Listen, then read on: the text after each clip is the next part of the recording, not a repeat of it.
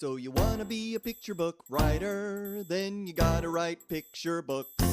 Hi, everyone. I'm Julie Hedlund, founder of the 12 by 12 Picture Book Writing Challenge and published picture book author, here talking to you about layers in picture books. If you haven't yet gotten our free guide to the top 10 layers in picture books, you can grab it at 12by12challenge.com/layers.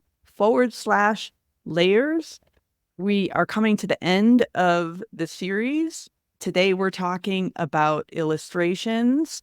And even though we've done quite a few layers ahead of this one, I cannot stress enough how important the illustration layer is.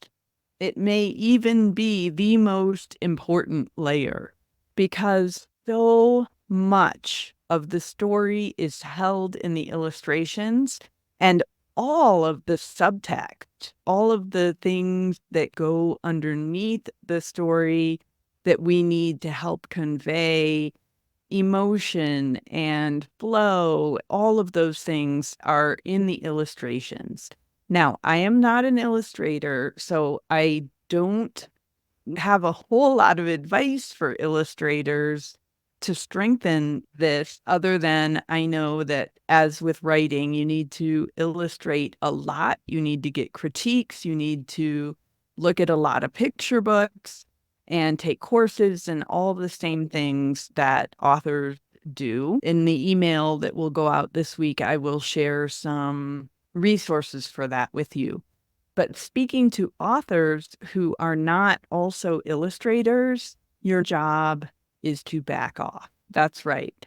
Your number one job is to leave room for the illustrations, to not have your quote unquote vision of the story be so overpowering and overwritten that the illustrator can't work their magic.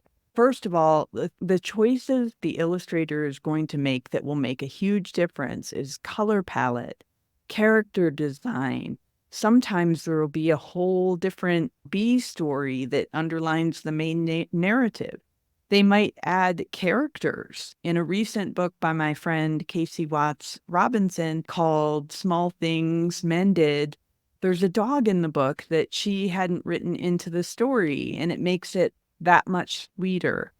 For my book, Overbear Underwear, I never said what the characters over and under should be. So it was Michael Slack, the illustrator, who decided that over was going to be a bird and under was going to be a mole.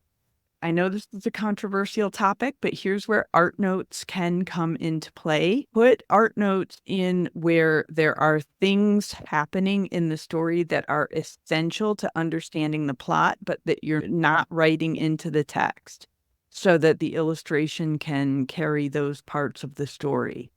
But you still want to be judicious with art notes. We don't want description. We don't want questions or here are some ideas and whatnot. Let the illustrator's imagination work its own magic. An agent, Ruben Pfeffer, once said to me that with fantastic illustrations, a picture book can do really well, even if the writing is mediocre. Unfortunately, the reverse is not true. You can have great writing, but if the illustrations are so-so, the picture book isn't going to work, because it's really that marriage of the text and the pictures that make the picture book such an elevated art form. If you do not have that expertise, you need to trust the people who do. And that's the illustrators and the art directors. Okay, if you don't have the guide, it's 12by12challenge.com/layers. We have our final layer coming up, which is the rule of 3. Ciao for now. You're amazing, exciting, look out, 'cause you're writing 12 by 12. 12 manuscripts. 12 by 12. 12 picture books. 12